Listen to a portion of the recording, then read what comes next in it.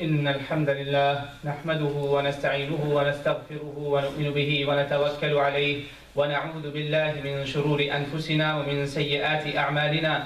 من يهد الله فهو المهتد ومن يضلل فلن تجد له وليا مرشدا.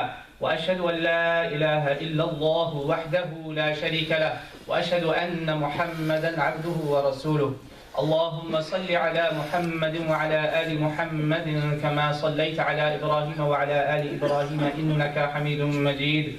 اللهم بارك على محمد وعلى آل محمد كما باركت على إبراهيم وعلى آل إبراهيم إنك حميد مجيد. إن خير الكلام كلام الله وخير الهدي هدي محمد صلى الله عليه وسلم وشر الأمور محدثاتها وكل محدثة بدعة وكل بدعة ضلالة وكل ضلالة في النار. قال الله تعالى في القرآن الكريم: يا أيها الناس اتقوا ربكم الذي خلقكم من نفس واحدة وخلق منها زوجها وبث منهما رجالا كثيرا ونساء واتقوا الله الذي تساءلون به والأرحام إن الله كان عليكم رقيبا. أما بعد، فأعوذ بالله من الشيطان الرجيم. بسم الله الرحمن الرحيم. وما محمد إلا رسول قد خلت من قبله الرسل أفإن مات أو قتل انقلبتم على أعقابكم ومن ينقلب على عقبيه فلن يضر الله شيئا وسيجزي الله الشاكرين. صدق الله العلي العظيم. My brothers and sisters, the verse of the Quran that you just heard is from Surah Al Imran, 3rd chapter of the Quran, verse 144. This is the verse, this part of the Quran is the one that was recited by Sayyidina Abu Bakr as-Siddiq radiyallahu ta'ala anhu upon the death of Rasulullah sallallahu alayhi wa sallam. At a very critical time, my brothers and sisters, when among the companions there was an ambiguity, uncertainty about the death of Rasulullah sallallahu alayhi wa sallam, as we call it tadabzu. And they were wondering whether Rasulullah sallallahu alayhi wa sallam did pass away or not. And this verse was such a great comfort for the companions of Rasulullah sallallahu alayhi wa sallam and his family that they said as if we heard this verse for the first time. Allahu Akbar. And I am choosing this verse today, my brothers and sisters, for this khutbah.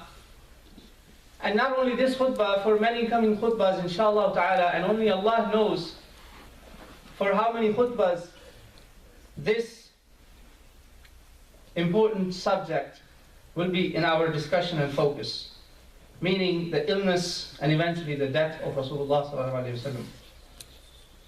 This is the last chapter of the life of Rasulullah sallallahu alayhi wa sallam.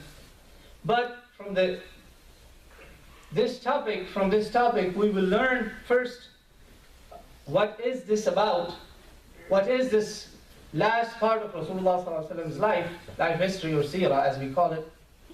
And the other objectives are that what we get out of it, what guidance or morals we take out of these last moments of Rasulullah sallallahu alayhi wa sallam's life, or last events that are attached with it, and a little bit after as well. And my brothers and sisters, this is a very critical and important subject that even our early scholars of Islam, like the muhaddithin of Islam, dedicated chapters in the books of hadith. For example, Imam al-Bukhari rahimahullah in Kitab al-Maghazi of Sahih al-Bukhari, in his Sahih he says, he titles this as Bab Maradun Nabi sallallahu alayhi wa alihi wa sallam wa wafati. The chapter about the illness of Prophet Muhammad sallallahu alayhi wa sallam and his death. This is a topic, my brothers and sisters, and today is just an introduction of this. This is a topic of a very critical importance. And it's not a topic that you could sit down in one sitting, in one majlis, one halaqah, and we cover this, or in our social gatherings and dinners. This is not a topic for those gatherings. Because, my brothers and sisters, to talk about this topic is a very, very heavy and tough job that scholars of Islam have written throughout their lives and throughout the centuries until today, and they never exhausted in their efforts. And sadly, this is important to know, that through these topics, many wrong extrapolations or conclusions were drawn. Many deviant sects were born through these events, or through the happenings that took place after Rasulullah ﷺ, right after his death, or right before his death. That is why this is not a joking topic, my brothers and sisters. So I request you to make dua for me and for yourself, that may Allah subhanahu wa ta'ala enables me to say the truth, to speak the truth, first to learn it, to absorb it, and then deliver it to you. And may He strengthen my feet and my heart in this. And may He enable you also to listen to the truth and accept it as true believers. So make dua for myself and yourself, inshallah ta'ala. And as I gave the example, my brothers and sisters, regarding the deviant sects or false conclusions that scholars drew out of the topic of death of Rasulullah ﷺ, something very important, that today we have a group among Muslims, for instance, who does not even like to use the word of death for Prophet Muhammad ﷺ, as it is called al-maut in Arabic. They consider that word as a big no for Prophet Muhammad ﷺ, as if it is an insulting word for Nabi of Allah. They believe he is alive, he was alive, and he will be alive, just like as you and I are. And yet, my brothers and sisters, this is clearly against the teachings of Book of Allah, against the words of Sarihan, very clearly.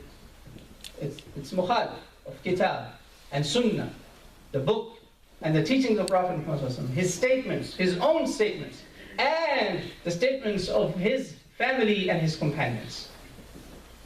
Such a belief or a notion contradicts all of this. Contradicts the Kitab, the Sunnah, and Aqwal al-Sahaba wa Tabi'in. Peace be upon them all. Very important to know. For instance, let's visit the Quran. Allah subhanahu wa ta'ala, when He talks about Sayyidina Yaqub alayhi salam in Surah Al-Baqarah, إِذْ حَضَرَ يَعْقُوبَ الْمَوْتِ, when time of death of Yaqub came, and he told his children, إِذْ قَالَ لِبَنِيهِ مَا تَعْبُدُونَ مِنْ بَعْدِي. Didn't Allah use the word al-maut? Didn't Allah tell Rasulullah sallallahu alayhi wa sallam in the Quran, إِنَّكَ مَيِّتٌ وَإِنَّهُمْ مَيِّتُونَ, you will die and so shall they will die. It's in the Quran.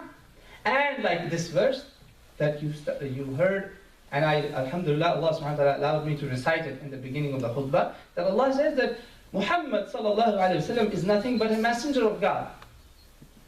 Prophets, messengers came before him as well. And if he died, or if he, أَفَإِن مَاتَ, again the word al-maut is being used here. أَفَإِن مَاتَ أَوْ قُتِلَ إِنْ قَلَبْتُمْ عَلَىٰ أَعْقَابِكُمْ, if he died or been killed, because it came originally in the battle of Uhud, you will run away from this deen, from this path. And remember, if you did that, you will not harm or hurt Allah subhanahu wa ta'ala a thing. Allah does not get affected by this, by you leaving religion. But remember, if you stay firm, in the parenthesis, وَسَيَجْزِي اللَّهُ الشَّاكِرِينَ, Allah subhanahu wa ta'ala will reward those who are true shakirin, who are truly grateful to Allah subhanahu wa ta'ala, and they stay firm on His deen. Allah subhanahu wa ta'ala used that. And then Sahaba, family, they cried. They fainted, they passed away. One of the companions heard the news of Rasulullah sallallahu alaihi wasallam. I believe his name is Sayyidina Unais radiyallahu ta'ala anhu. He was in his garden and he heard the news of death of Rasulullah sallallahu alaihi wasallam, and he was picking the trees from, the dates from the palm tree, and he heard Rasulullah sallallahu alaihi wasallam died and he passed away. Out of shock. Right then and there he died. Sahaba cried. They were in a shock. They buried him. His daughter cried. No one cried more than his daughter when they came back and she said, how could you bury Muhammad Rasulullah in the grave? Did you have a heart to do this? My brothers and sisters, if Rasulullah was alive, wouldn't they say that, oh, he's alive, no worries. Why are we sad? It contradicts everything, this notion that people carry. Now, my brothers and sisters, after we accept the death as a reality that Allah subhanahu wa ta'ala gave Rasulullah sallallahu alaihi wasallam its taste as well, at the same time, we have to accept also a reality that Prophet Muhammad sallallahu alaihi wasallam is alive after his death. There is a life that Rasulullah sallallahu alaihi wasallam has. It may sound contradictory, but it is not. Let us start with the hadith of Rasulullah sallallahu alaihi wasallam. Imam Ibn Hajar al-Asqalani rahimahullah brought this in Fath al-Bari, in the commentary of Sahih al-Bukhari. And also Imam al-Bani brought this in his Silsilat al-Ahadith al-Sahiha, number 621. Labeled this as authentic hadith. Rasulullah sallallahu alaihi wasallam said, he said, Al-Anbiya'u ahya'un fi quburihim yusalloon. Prophets of Allah, not just him, all the prophets of Allah are alive in their graves and they pray. They worship Allah subhanahu wa ta'ala in their graves. Listen to this very carefully, my brothers and sisters, till the end. Second dalil, evidence, Sahih Muslim. Sahih Muslim. The Sahih of Imam Muslim rahimahullah, after Bukhari, most authentic text for us Muslims. Rasulullah sallallahu alaihi wasallam resolved a big problem or something that Jews had lost about it. Jews used to say in the Old Testament, it is documented that we don't know where in Israel the grave of Moses has been lost. Allah subhanahu wa ta'ala showed it to Rasulullah sallallahu alaihi wasallam while he was in his journey towards Jerusalem first, al-Isra. He had not reached Jerusalem yet. He said, if I was there, I would show you that small hill by near Musa alayhi salam is buried in his grave, and there I saw him. Allah subhanahu wa ta'ala showed me that Musa was praying in his grave. He was making salah in his grave, my brothers and sisters. This is in Sahih Muslim 6157 and 1044. Jews used to say, we lost it. Well, Rasulullah sallallahu alaihi wasallam, Allah through him showed us the grave of Sayyidina Musa alayhi salam, sallallahu alayhi wasallam. So my brothers and sisters, now looking at the Quran, we cannot be like those people who do pick and choose. That when a dalil comes against our hawa, against our minds or so-called notions that we may carry, we become like those that Allah subhanahu wa ta'ala condemns in the Quran. He says, أَفَتُؤْمِنُونَ بِبَعْضِ الْكِتَابِ وَتَكْفُرُونَ بِبَعْضِ. You believe in some of the book and disbelieve in some? What do you expect the reward of such work, such action, that فَمَا جَزَاءُ مَنْ يَفْعَلُ ذَلِكَ مِنْكُمْ إِلَّا خِزْيٌ فِي الْحَيَاةِ الدُّنْيَا وَيَوْمَ الْقِيَامَةِ يُرَدُّونَ إِلَى أَشَدِّ الْعَذَابِ. Humiliation in this dunya and punishment in the next life. What do you expect? So we don't do that pick and choose. Once the dalil has come, our job is that we do not take things in our deen just like hearsay. First we make sure that it is the truth. Once we know it is the haqq, it is the truth, then we accept it with open hearts and minds. We do not take that, my brothers and sisters, like kuffar take that as. Kuffar take that as you came here from nowhere, as they believe, and you ate, you lived, you married, and you died, and then you were extinct. Nothing else after that. We don't believe that. We actually believe in the life of every single human being from Adam until the last man on this earth, that there is a life for both of them. Some have a miserable life in the next life, and some have a very happy life, my brothers and sisters. Look at the Quran. Those who've been killed, people buried them, their wives married again in the path of Allah subhanahu wa ta'ala. What did Allah say about them in Surah Al-Baqarah? وَلَا تَقُولُوا لِمَنْ يُقْتَلُ فِي سَبِيلِ اللَّهِ أَمْوَاتٍ. يُقْتَلْ, killed. Allah says, don't call them dead. بل أحياء ولكن لا تشعرون. بل أحياء ولكن لا تشعرون. بل أحياء عند ربهم يرزقون. As in Surah Al-Imran. they're alive. Don't think they're dead. And on the other hand, evil people, like the example of Pharaoh, as Allah subhanahu wa ta'ala says, وَيَوْمَ تَقُومُ السَّاعَةُ النَّارُ يُعْرَضُونَ عَلَيْهَا غُدُوًّا وَعَشِيًّا. A fire is brought to them in the mornings and the evenings. And on the day of judgment, Fir'aun and his people will enter very stern, strong punishment, worse than what they are going through today. Even the kafir has a life after the death. Shaheed has a life. And Allah says, don't call him dead. So, this is a useless discussion that whether Rasulullah ﷺ is alive or not. No, he is alive. But with his life, we have to remember that there are limitations. But before we do that, we have to understand some other ahadith of Rasulullah ﷺ. He said, Allah subhanahu wa ta'ala has angels appointed. إِنَّ اللَّهَ مَلَائِكَةٌ إِنَّ لِلَّهِ مَلَائِكَةٌ سَيَّاحِينَ فِي الْأَرْضِ يُبَلِّغُونَ مِنْ أُمَّتِي سَلَامٍ. Sahih hadith. Imam al-Bani brought this in in his Sahih of Nasai and in the chapter of Taslim ala Nabi sallallahu alayhi wa sallam. That there are angels like Sayyah. They're roaming around this earth and they bring and deliver the salam of my ummah to me. And in Sunan Abi Dawood, very beautiful, Bab Ziyarat al-Qubur, Imam al-Bani called this hadith Hasan, good hadith. He says, Allah subhanahu wa ta'ala delivers me the salam and enables me to answer it back to them. Allahu Akbar, two things. But number three, this is the most important thing that we have to understand, that those who have left this world, they have no tasarruf, no involvement in this life. They do not come here. They don't listen to you, they don't solve your problems, and they don't guide you upon the affairs of this dunya. That is a false notion that we need to remember, that this is where the problem comes. Problem is not in understanding the life of Rasulullah ﷺ after his death. The problem is in this matter. And my brothers and sisters, those people who believe in this, they need to understand something. Why now they are saying that Rasulullah ﷺ comes in our mahfil, in our majlis, in our gathering when we talk about him, when Rasulullah needed to come and he didn't come, if it was such an important thing? There are people who now tell you that Rasulullah ﷺ comes in our gathering. Died. When companions were debating, he did not come and tell them anything.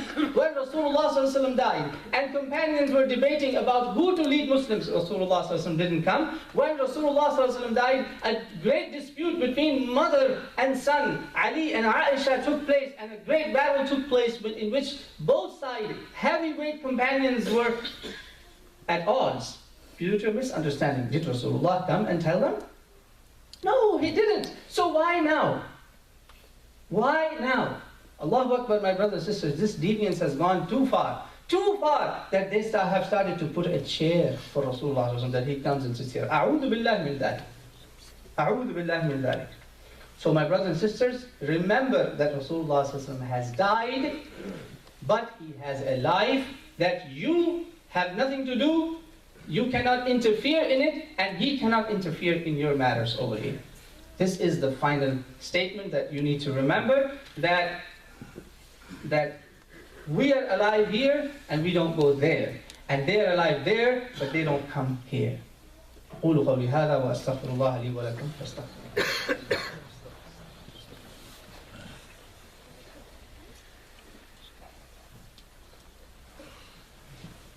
إن الحمد لله والصلاة والسلام على رسول الله أما بعد.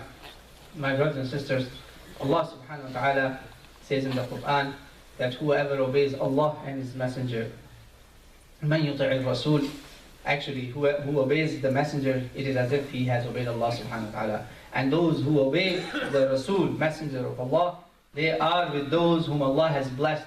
They are in the company of prophets of Allah and the Siddiqeen, the truthful ones, and martyrs and the righteous ones. And may Allah subhanahu wa ta'ala make you and I among those people. May Allah subhanahu wa ta'ala make you and I among those people who do not follow their desires. Rasulullah sallallahu alaihi wasallam said, لا يؤمن أحدكم, you are not a believer until you surrender your desire حتى يكون هواه طبعا لما جئت به.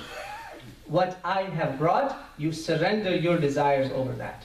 once you have heard Sahih Ahadith of Rasulullah along with the book of Allah subhanahu wa ta'ala, it is yours and my duty to surrender our desires or our false notions and accept this as Rasulullah told us, because this is the true Iman.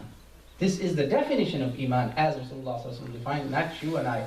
This is the definition Rasulullah gave us, and it's a Sahih Hadith. Mishkatul Masabih has it, and many other books of Hadith. May Allah subhanahu wa ta'ala give you and I tawfiq to know the haqq, to understand it and implement it in our lives. May Allah subhanahu wa ta'ala cure all those who are ill. May Allah subhanahu wa ta'ala cure all those Muslims who are ill, who are suffering in any form or shape. Allahumma shfi mardana wa marda al-muslimin. اللهم اغفر لجميع المؤمنين والمؤمنات المسلمين والمسلمات الأحياء منهم والأموات. اللهم ربنا آتنا في الدنيا حسنة وفي الآخرة حسنة وقنا عذاب النار. اللهم اجعلنا من الذين يستمعون القول فيتبعون أحسنه. اللهم اجعلنا هداة مهتدين. اللهم ربنا تقبل منا إنك أنت السميع العليم وتب علينا إنك أنت التواب الرحيم. قال الله تعالى في القرآن الكريم: إن الله وملائكته يصلون على النبي يا أيها الذين آمنوا صلوا عليه وسلموا تسليما. اللهم صل وسلم على نبينا محمد وعلى آله وأصحابه وبارك وسلم.